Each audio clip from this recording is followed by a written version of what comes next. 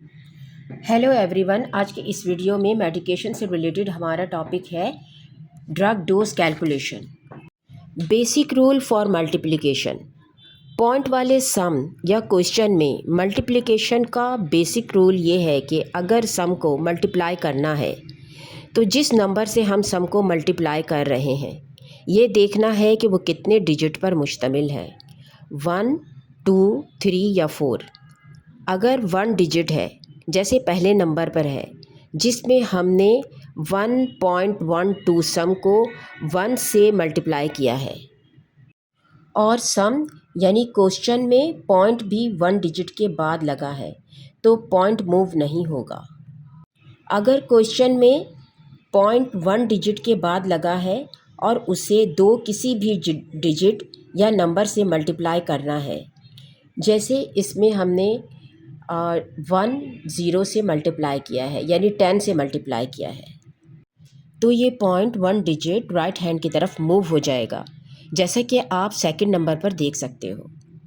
इसी तरह अगर किसी सम या क्वेश्चन जिसमें पॉइंट लगा हो और उसे 3 डिजिट से सॉल्व करना है यानी मल्टीप्लाई करना है, तो पॉइंट 2 डिजिट राइट हैंड की तरफ मूव हो जाएगा। और अगर 4 डिजिट से मल्टीप्लाई करना है तो 3 डिजिट राइट हैंड की तरफ मूव हो जाएगा।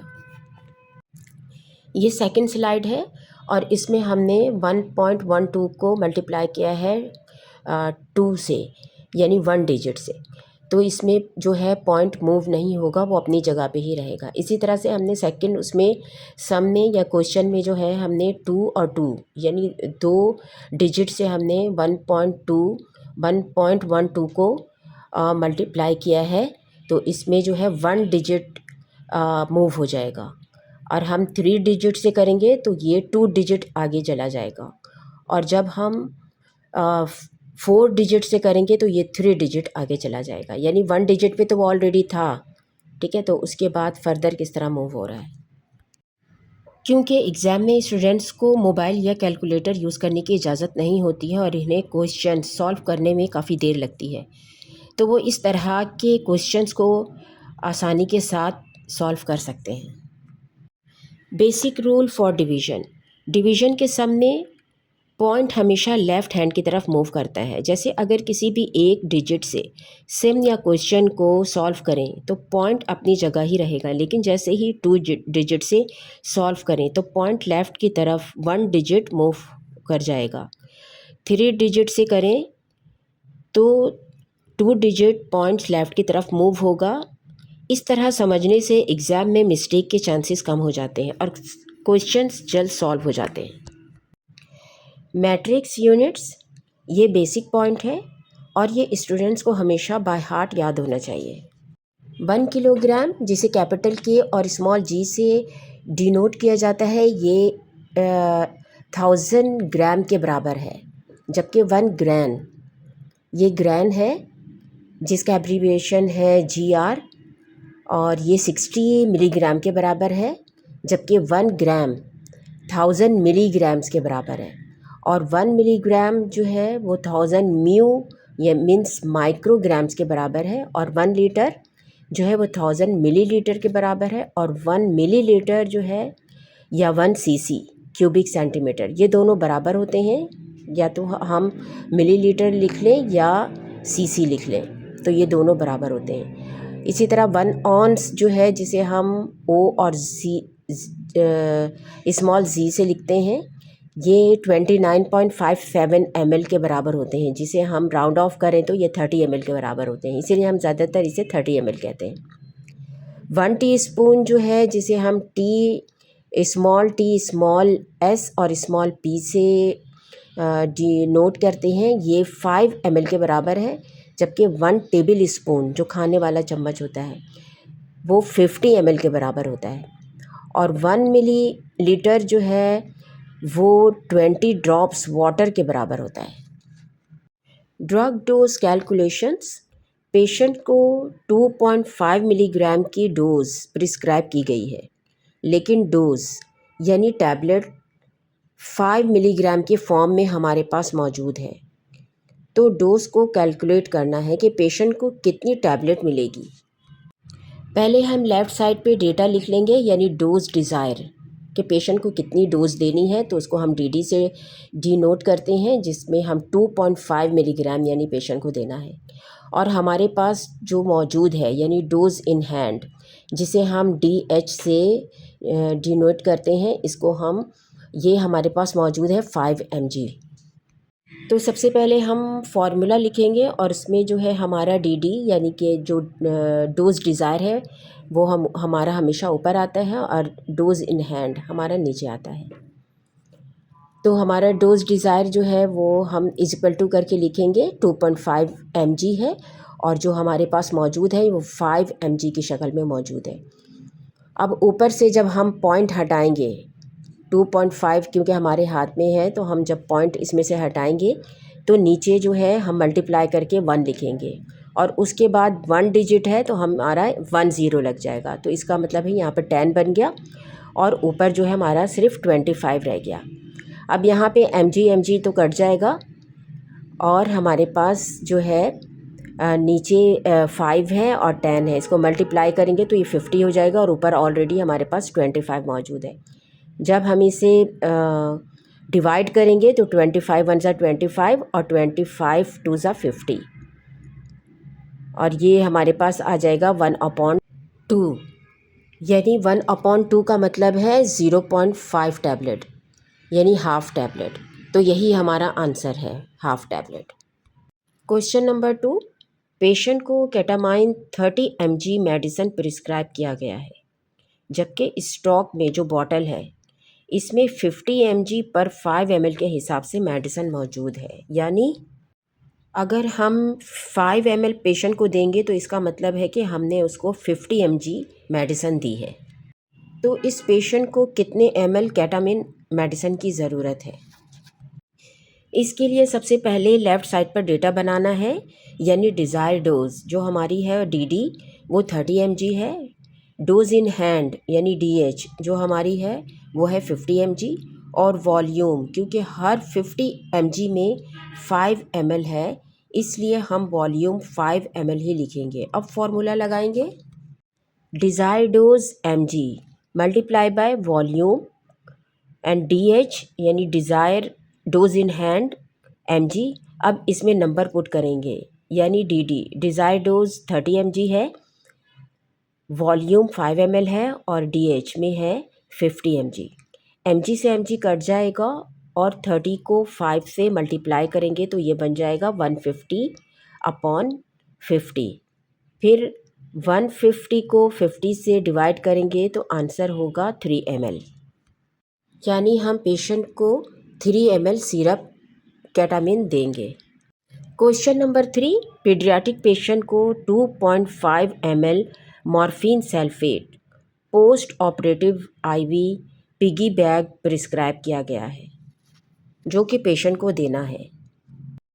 यानी 2.7 ml मॉर्फिन सल्फेट को 10 ml के नॉर्मल सलाइन में डालकर दिया जाएगा।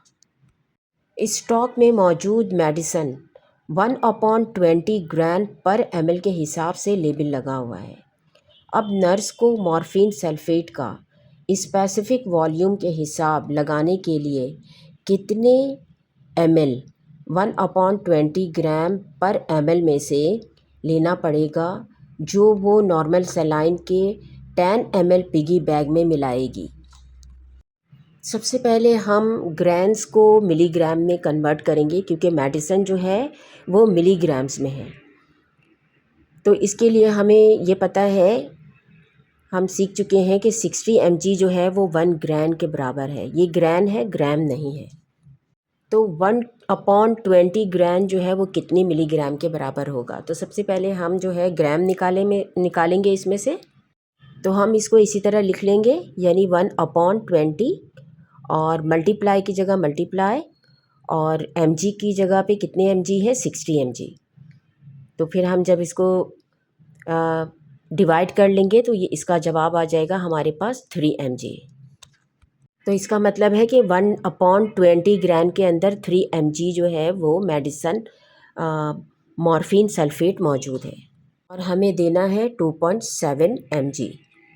ये तो हमें पता चल गया कि हमें 3 mg में से 2.7 mg लेना है, लेकिन ये क्योंकि ml की शक्ल में मौजूद है तो हमें कितना ml उसमें से ड्रॉ करना है, जो कि हम piggy bag 10 ml normal saline में डालेंगे। तो अब हम फार्मूला लगाएंगे, desire dose multiply by volume and available dose. और डिज़ायर डोज़ की जगह हमें पता है कि हमारी डिज़ायर डोज़ है जो हमें पेशेंट को देना है वो 2.7 mg है, और हमारे पास जो मौजूद है वो 3 mg है और हर ml में मौजूद है, यानी पर ml लिखा था, इसका मतलब है कि हर एक ml में 3 mg जो है वो मेडिसन मौजूद है। तो हमारा मेथड वही होगा, 2.7 में से जब हम पॉइंट हटाएंगे तो नीचे मल्टीप्लाई करके हमने 1 लगाना है, और पॉइंट के बाद सिर्फ एक डिजिट है तो उसके बाद हम एक डिजिट का हमें 0 लगाना है, तो ये 10 बन जाएगा। अब 3 को हमने 10 से मल्टीप्लाई किया तो ये 30 हो गया और ऊपर हमारा 27 रह गया, और जब हमने इसको डिवाइड किया तो हमारे पास आंसर आ गया 0.9 ml, यानी हम 0.5 ml 10 ml पिगी बैग में मिलाएंगे। क्वेश्चन नंबर 4, एक फिजिशियन ने बुखार में मुब्तला बच्चे को फिनोबार्बिटल Na 25 mg PO देने का ऑर्डर दिया है, जबकि मेडिकेशन के ऊपर लेबल लगा हुआ है फिनोबार्बिटल Na 30 mg पर ml, यानी 30 mg हर एक ml में मौजूद है। तो बच्चे को कितनी ml यानी मिलीलीटर मेडिकेशन देनी होगी, यानी मेडिकेशन जो है वो सिरप यानी ml की शक्ल में मौजूद है।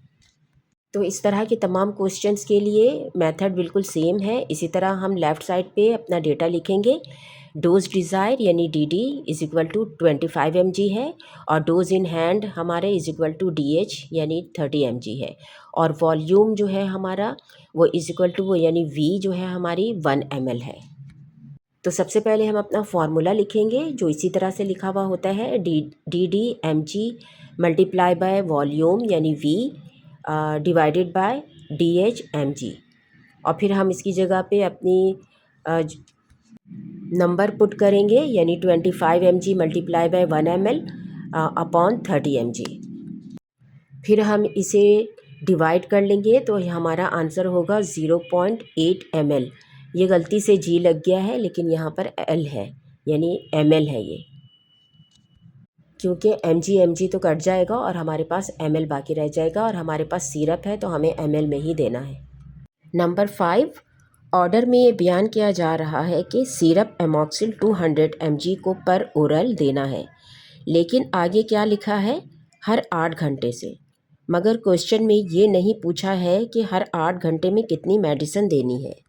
आगे क्वेश्चन में चाइल्ड का वेट भी लिखा हुआ है जो 25 lbs है यानी 25 पाउंड है, लेकिन क्वेश्चन में ये नहीं पूछा है कि 25 पाउंड है तो उसे पाउंड के हिसाब से कितनी डोज देनी है, इसलिए हम इसे भी कंसिडर नहीं करेंगे। तो इसमें डिज़ायर डोज है 200 mg और अवेलेबल डोज है या डोज इन हैंड है वो है 250 mg, जो कि हर 5 ml मेडिसिन में मौजूद है। तो क्योंकि बच्चे को 200 mg देनी है तो इसको कितनी ml डोज देनी होगी, तो हमें इसी तरह लेफ़्ट साइड पर डेटा लिखना है। तो डोज डिज़ायर है 200 mg, dose available 250 mg, volume है 5 ml। तो फार्मूला हमें लगाना है इसी तरह से DD मल्टीप्लाई बाय V और DA means desire dose multiply by volume upon dose in hand. अब हमें इसमें डेटा पुट करना है जो कि डिज़ायर डोज़ की जगह है 200 mg और ml जो है वो 5 ml है, और जो डोज़ इन हैंड है वो हमारे पास 250 mg है।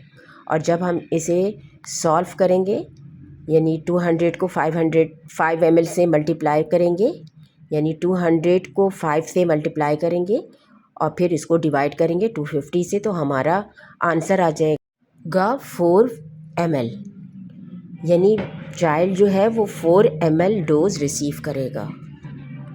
ये क्वेश्चन ड्रॉप फैक्टर कैलकुलेशन के हैं, जिसमें ड्रॉप फैक्टर हमें कैलकुलेट करना है रेगुलर सेट के साथ, जिसे हम मैक्रो चैम्बर भी कहते हैं। नंबर 6 रेगुलर सेट और मैक्रो चैम्बर, यानी जो आईवी सेट होते हैं ये वाले, ये 15 ड्रॉप पर ml होते हैं।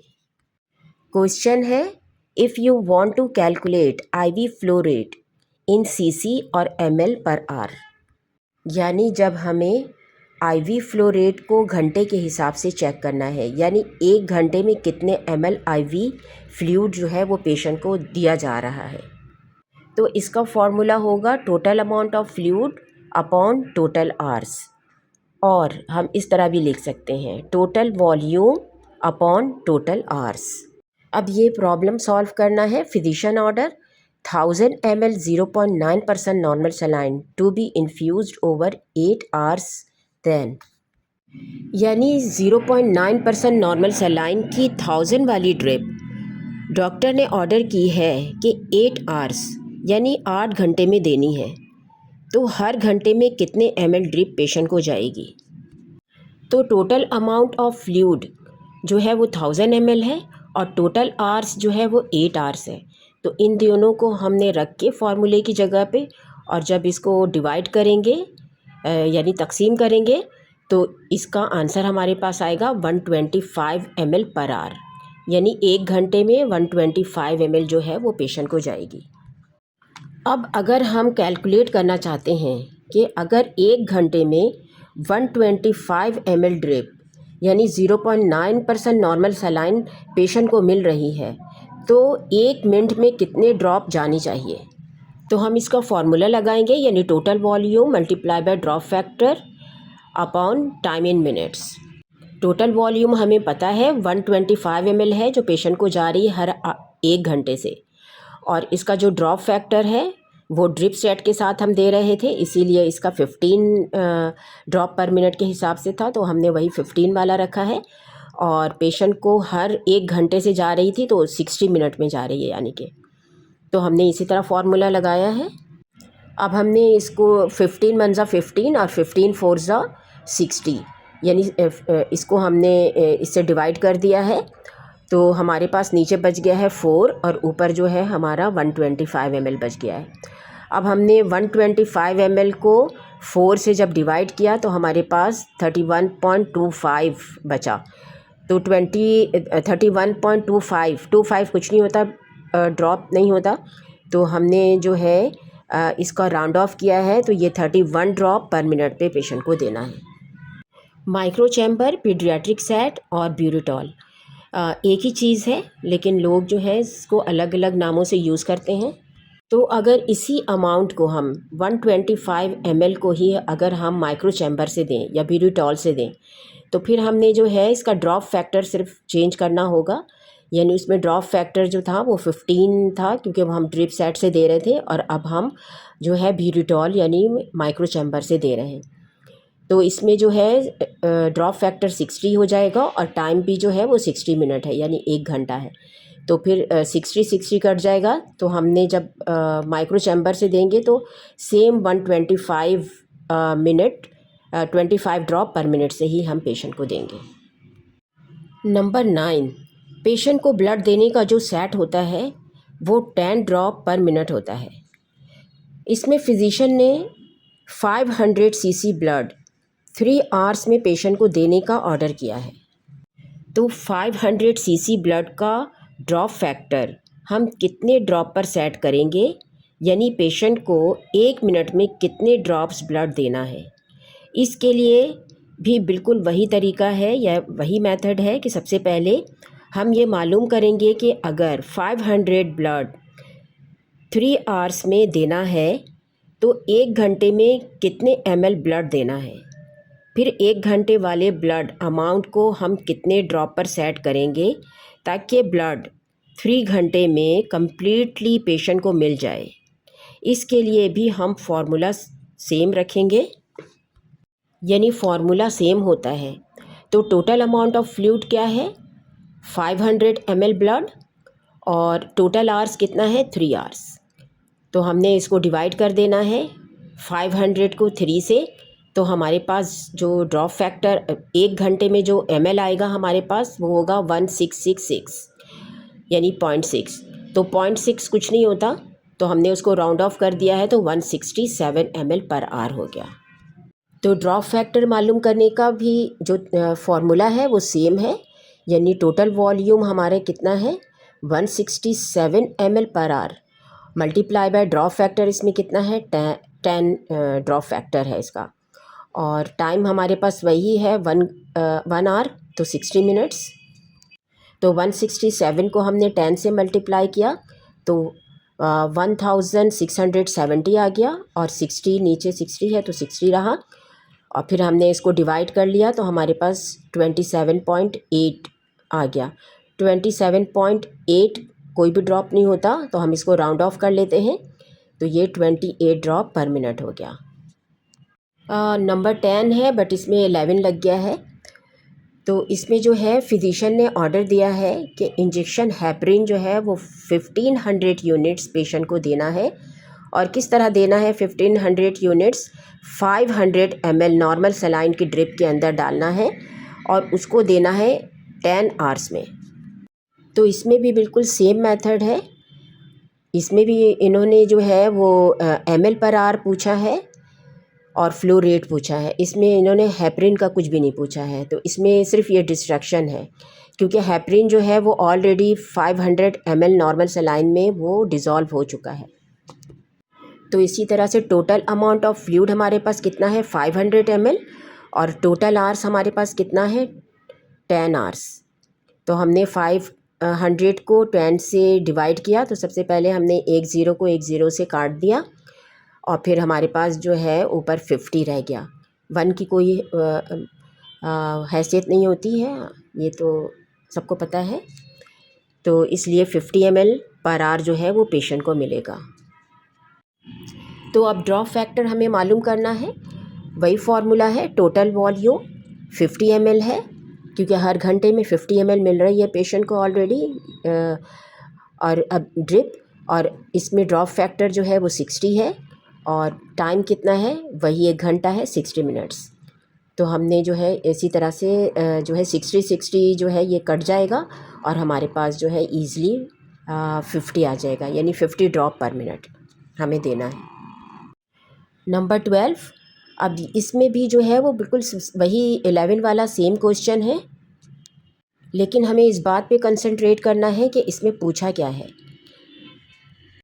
A physician order give injection heparin 1500 units in 500 ml normal saline in 10 hours. How much heparin will the patients receive every hour? तो इसके अंदर जो है वो ये पूछा है उन्होंने कि हेपरिन जो है पेशेंट को हर घंटे में कितनी मिल रही है। तो इसका डेटा हमें इस तरह लिखना है कि इफ़ 1500 यूनिट्स हेपरिन जो वो जा रही है 10 आवर्स में, तो कितने यूनिट्स जो है वो 1 घंटे में जाएगी, क्योंकि हमने यही इसको जवाब देना है। तो 1500 units is equal to 10 hours, यानी 10 आवर्स के बराबर है जो 10 आवर्स में जा रही है। तो कितने यूनिट्स जो है हेपरिन वो 1 घंटे में जाएगी, तो हमने इसको क्रॉस मल्टीप्लिकेशन इस तरह कर लिया है, ठीक है। तो 1500 के साथ 1 आवर चला गया, और 10 आवर्स जो है वो नीचे आ गया, और हमें जो मालूम करना है वो x है कि कितने यूनिट्स जो है पर आवर जा रही है। जब हमने इसको आसानी के साथ, क्योंकि ज़ीरो था, हमने ज़ीरो से ज़ीरो काट लिया, तो नीचे जो है सिर्फ 1 रह गया जिसकी कोई भी वैल्यू नहीं होती है, तो ऊपर जो है ना हमारे पास 150 रह गया। तो इसका मतलब है कि 150 यूनिट्स हेपरिन जो है वो हर घंटे में पेशेंट को मिल रही है। मेरी आने वाली नेक्स्ट वीडियो मेडिकेशन कंसंट्रेशन पे होगी, तो अगर आपको ये वीडियो अच्छी लगी हो तो इसे लाइक करें, शेयर करें, और कमेंट्स करके ज़रूर बताएं। Thank you for watching.